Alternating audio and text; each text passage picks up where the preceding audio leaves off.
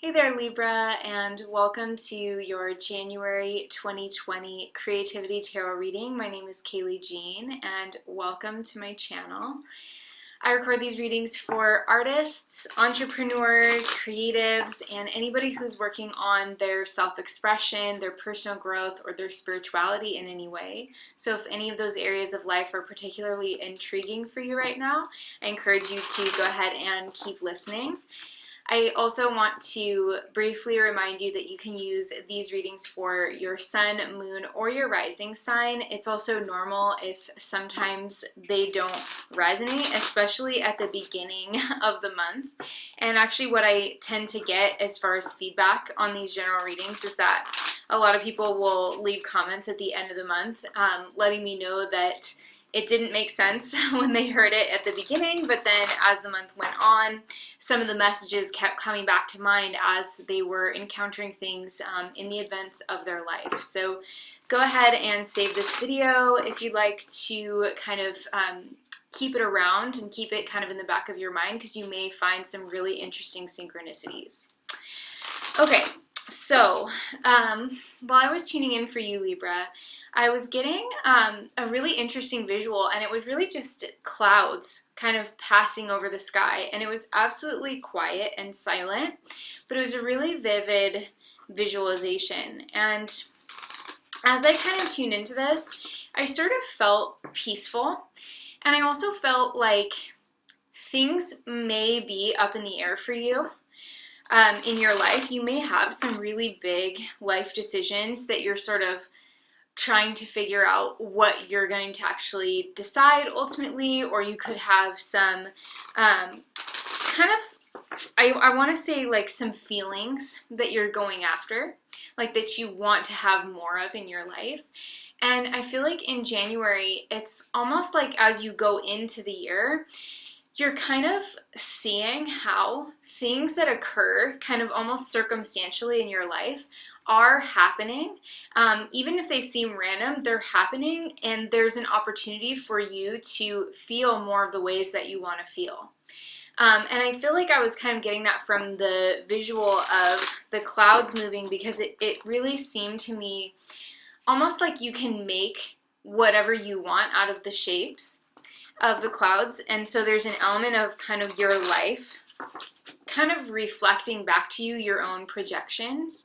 And that's one part of it, but there also is this genuine element of your environment being stirred up, like forces in your environment being stirred up. So there could be, for some of you, a little bit of chaos right now, either internally or externally. But the message on that, if you are a Libra who's experiencing a little bit of chaos in any area of your life, like maybe career or your home life, I feel like this is actually going to work out for the absolute best that you could possibly imagine. But it's going to be about really trusting the process and recognizing that sometimes our path isn't a straight line. You know, a lot of times our path is meandering, and our path is about really being shown opportunities that we wouldn't have necessarily sought out or created for ourselves. So pay special attention to your environment right now, Libra, and be on the lookout for omens and signs, because I feel that you will be getting those, letting you know that this potentially chaotic sort of period where your pattern or like your lifestyle isn't necessarily being reinforced the same way that it has been, you know, previously. But there's also this really powerful sense of like that this sense of things being stirred up is an opportunity, right? Like this is where new energy can come in. So if you're a little uncomfortable, that's actually a good sign, because that means that there's been an opening created. So new energy can come in and you can make more of what you want out of that. So let's go ahead and take a look at your cards, and we'll get some more information.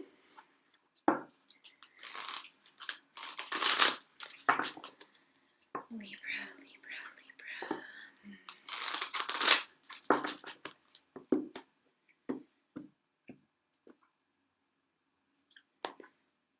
Okay.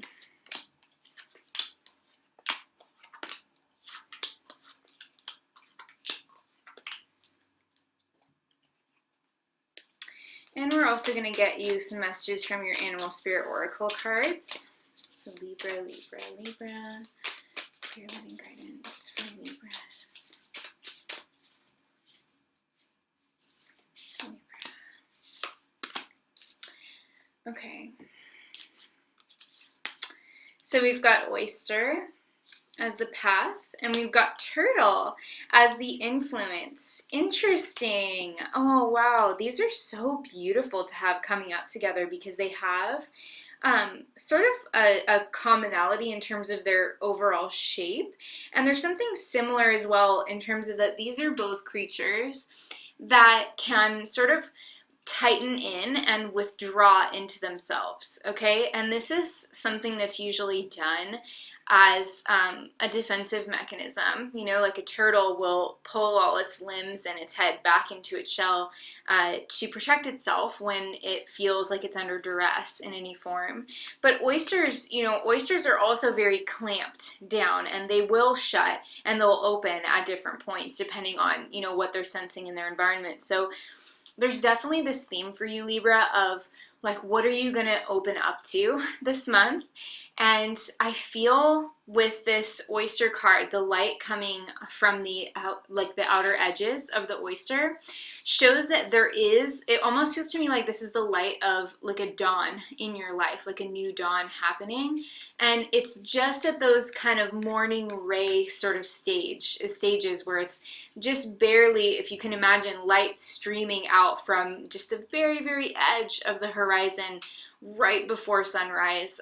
That's really kind of what I'm seeing with this. And so we've been getting a lot of sky imagery as well, just what's been coming through intuitively in your meditation, and also now, you know, from this image. So again, that kind of constitutes to me, the sky is a very expansive symbol. Like when we're talking about visions and symbols, the sky represents kind of almost like endless opportunity, endless expansion. There's this openness to the sky. And so there's something here with this card that's really making me feel like something within you is opening up to like a vastness that you haven't experienced before. And this could be financial for some of you. You could be opening up to more abundance than ever before. You could be opening up to more supportive friendships and relationships than ever before.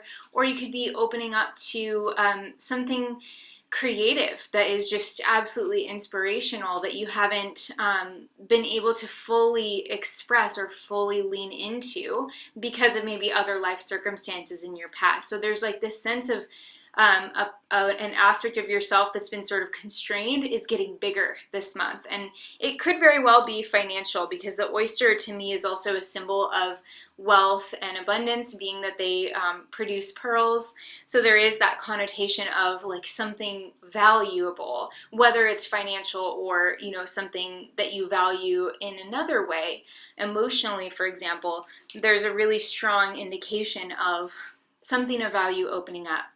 And with the turtle card crossing you, this is your lesson. It's like becoming mobile with this card. And the turtle, you know, it's not a creature that's known for being super fast, but actually turtles like this are quite quick when they move through the water. They can definitely haul ass.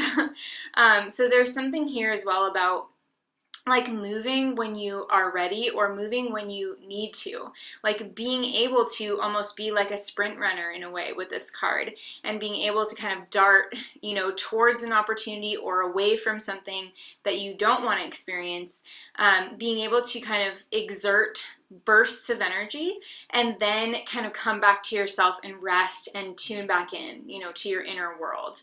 That's kind of what I'm seeing with the turtle card here. That's not something I normally see here, but I really do get that. And I also feel like with these cards, you know, the oyster and the turtle are both water creatures, so, and they're both in this kind of darker medium, right? Like not all these cards have such a dark background. So there's something here about going to the depths as well, and going, stretching beyond what is known, right? The unknown can symbolically be represented by like the dark depths of the ocean or a thick forest full of trees that block the sunlight. The unknown, in terms of psychic symbolism and dream symbolism, often comes through with this yin aspect because we can't necessarily see like what we don't know or already understand. So there's definitely a sense of being kind of entering into a pool of some kind of unknown experience or some kind of new experience in your life. And I think that the lesson that you're learning is really to kind of go with that and go with it at a pace that's appropriate for you. So let's go ahead and take a look at your tarot cards. So you've got Page of Wands, 10 of Wands, 4 of Swords, Page of Swords, the Hierophant, 2 of Swords, High Priestess, and the Lovers. Wow.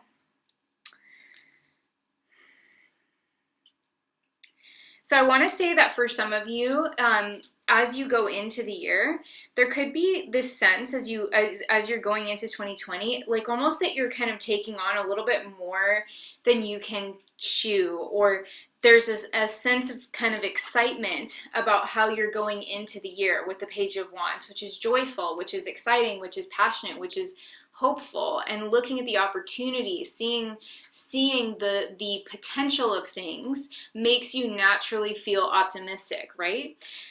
But we have this 10 of Wands followed by the 4 of Swords. So clearly, in this reading, we're getting this sense of like, yes, start with enthusiasm, but as the month goes by, and especially as we approach this lunar eclipse in Cancer that's happening, actually that'll be in your 10th house, and so that means that the Capricorn stellium is going to be in your 4th house. So there's an activation of that 10th and 4th house axis, which is all about your career in the 10th house and your home life in the 4th. So these are 2 areas of your life that are going to be very active and subject to change.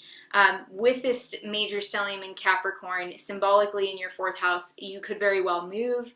That's been coming up for a lot of people. Moving, having some kind of big change, maybe a big renovation of your home if you're not moving.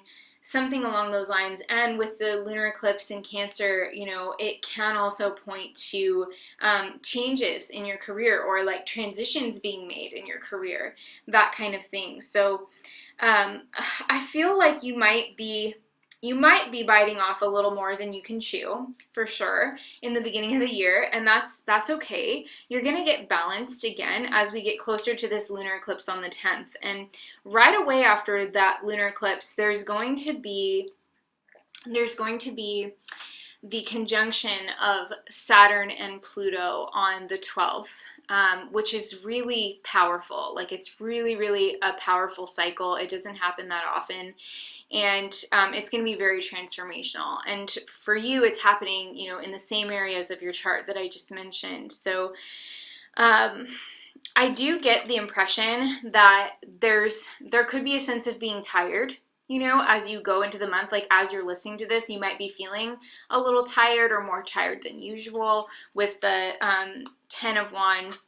And the 4 of Swords is saying that the appropriate response to this is actually to rest. And that's not always something that we give ourselves permission to do, but you could be a little bit tired from holiday traveling still, or you might have had to put out a lot of fires at work immediately after getting back from your holiday trips or anything that you did. And so by the end of the middle of the month, I should say, I think it would be really good for you to be able to take some time off.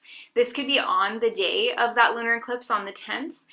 It could also be any day like around that time, but I think it's really important that you get some rest because that's really what rebalances you. So what the cards are showing us is that you're going positively, with enthusiasm, excitement, let's go for it. Then you have the 10 of Wands, so you're getting a little bit overburdened, which is natural. And then, the message is to rest. And then you kind of regroup. And what I'm feeling with this is that you're about to hit some kind of a home run. but you have to rest up and have a clear mind first, because this Page of Swords card, the way that he's kind of holding the sword, it almost feels to me like someone who's, you know, going up to bat. And that doesn't always, that's not always what I see in this card, but in this particular example and in this context, I really am seeing it's like if you take the time to rest up when you feel exhausted and like maybe cut, because this is the Page of Swords, cut or prune away anything that was maybe too big of a too big of something to handle, right? Like trying to take on too much. If you prune back your activities or prune back your projects, you're gonna find that you have a lot more mental clarity and you're gonna feel a lot more like of a renewed sense of, okay, I'm gonna take a stab at this, you know? Whereas before with the Page of Wands, it was a great period. It's like about being excited. It's about going into the year with enthusiasm, which is a great sign. But then by the time you get to like the middle of the month, you're like, okay, this is what I'm actually serious about, you know? But that's good. I mean, that's just clarity for you. But you're going to need to rest in order to get that clarity. By the third week of January, we see the Hierophant and the Two of Swords. And then we also have the High Priestess and the Lovers. So what I want to say for you, Libra, is that some kind of events are being triggered or there's a process that's being initiated in your life in the second half of January. And to me, this feels like it's almost like a closed circuit of a spiritual development, or it's like the climax or the zenith of a particular growth process that you're going through, but it's very much internal. It will have ramifications in your outer life, definitely, but I see this primarily showing up as something internal first that then becomes external. And one of the things that could be triggering this is with the Hierophant and the Two of Swords. In the third week of January, you could pick up some kind of like a meditative technique, let's say. Maybe you're learning meditation from a teacher with the Hierophant card, and you could be using a technique that's being kind of passed down to you. So this is just one way of looking at these cards. This energy could play out metaphorically as well, not necessarily about meditation, but kind of something similar, some other kind of related process that accomplishes the same thing. But it's almost like you're learning some kind of new discipline, let's say, like a new discipline or a new skill or a new spiritual practice. And it requires you to really tune in to your inner world in a bigger way. There's something almost mystical about this pair. So some of you could be doing, I mean, for some reason the words violet flame meditation are coming through. I don't know anything about that practice, but that is coming up for me when I look at this. There could also be something having to do with either some kind of knowledge that's passed down through elders in a very traditional way. For example, shamanic practices, or even Reiki practices, or some kind of training that you're engaging in. Could be metaphysical or it could be practical, right? But there is something for sure about this that you're kind of having to almost test yourself or discipline yourself in some way. And I think that this is going to provide you with a deeper, like heavier anchor to yourself. Like it's going to be a stronger anchor getting you connected to your center. And I do think that this is, like I said, a temporary thing. Like I'm not sure that you're going to be studying this or doing this and being like in this learning stage forever. But there is like some kind of importance that's coming through in this spread that tells me that I should be kind of recommending or suggesting that you do pursue the techniques and the knowledge and the mastery that you are feeling called to in that third week of January. Like I think it's really important. If you've been toying around with the idea of a certain type of meditation or inner journeying or something like that, and you see an opportunity to learn from a teacher or you start watching a series of videos about it, this is like an important stage in your overall growth. If you're spiritual growth over your lifetime was like paragraphs, this would be a little section in parentheses that would be like, and then like you learned this, this, and this, and that was the stepping stone to like this next thing. So it's really important. Okay, hopefully I communicated that. And by the end of the month, we have the Priestess and the Lovers.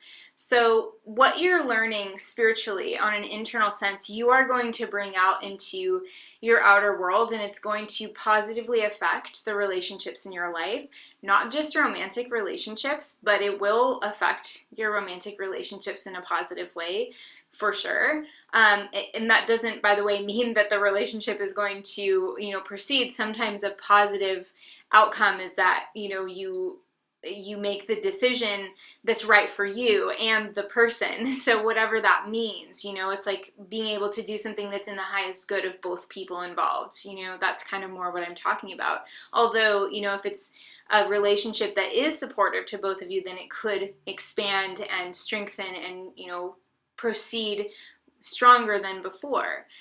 But essentially what I'm getting is like that what you're learning about spiritually, or what you're studying, or what you're mastering, and what you're getting to know about within yourself with the High Priestess definitely is able to help bring some of that kind of magic that you're tapping into within you, and it will help you create more positive relationships with, let's say, your customers and clients if you're an entrepreneur, your patrons if you're a craftsperson, your kids if you are a parent, your family members if you're taking care of family members, or, like I said before, your romantic partner or your primary life partner. There's definitely, with the Lovers card, a sense of a divine blessing happening, because we have this angel blessing the two people, and they're naked, which shows that they're not hiding anything.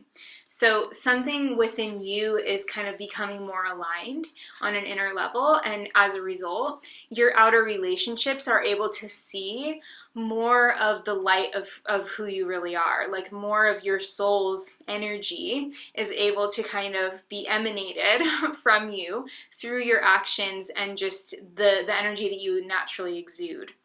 So there's definitely some spiritual development, it looks like, in this spread in the second half of January, and I feel like that's going to be a really good use of your time. So definitely I want to give you permission, if you need outside permission, to pursue your interests and curiosities, especially and particularly in the latter half of January. And up until then, it will probably be about pruning things back, getting clear on what gives you energy and what drains you.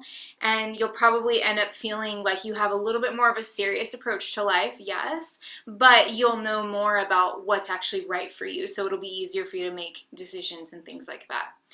So I hope that's helpful to you, Libra. I think it's going to be an amazing month, very transformative. I hope that this reading gave you something useful and something to look forward to. I'm sending you so much love and gratitude. If you're still with me, leave me a little scale emoji below so I can chuckle and give your comment a little heart. I absolutely love receiving those notes from you guys, and it really warms my heart to know that you watch till the end of these readings. So if you're still with me, go ahead and leave a Libra scale, or just tell me I'm still here, and I would love to hear as well if you have any thoughts that you want to share on the reading. Please also give this video a thumbs up and share it with a Libra who could use a little bit of these messages. And I'm sending you so much gratitude, Libra. Thank you so much for being here on my channel. You are totally amazing, and I just love reading for you guys every month. So thank you so much, and I will talk to you next time. Bye!